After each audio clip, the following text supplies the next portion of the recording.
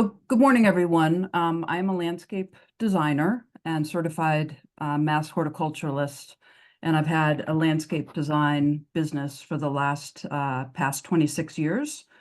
And so one of the things that I really enjoy is teaching and lecturing and pruning.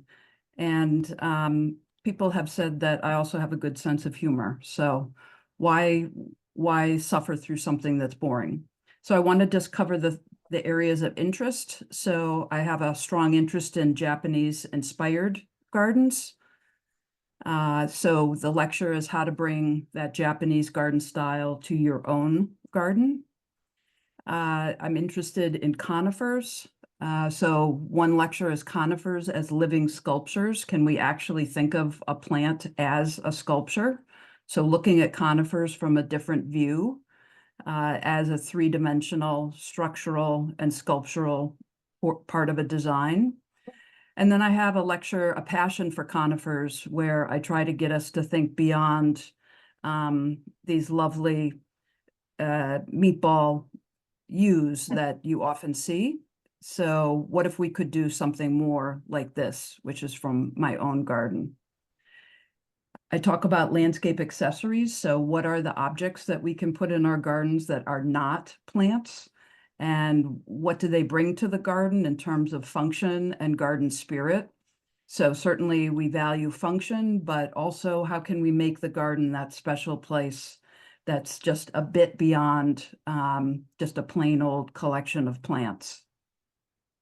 I talk a lot about garden design and planting design, thinking about space and plants with the concept that it's not magic. So garden design, the idea of putting together a puzzle that all the pieces have to fit together. And planting design, I think about plants, take a different take on it in that plants are actually living shapes. And so how do you put those shapes together to create a pleasing planting? Design principles, really understanding what are the organizing factors behind pleasing design. For instance, this concept of line. So just lots of different ways of thinking about design. I talk about balance in the landscape, symmetrical, asymmetrical balance. And then something I really love to do is hands-on pruning. And so I do an actual live demonstration. Been doing it for the master gardeners for the past few years in particular, outside and inside. So it can be a winter class. It doesn't have to be an outside class. So I review proper tools and then really the thinking process. We can all read a book, but it's interesting to know what someone is thinking when they're doing things. And then you have the option to tour my own personal garden, which has been featured in Fine Gardening and on a number of national tours.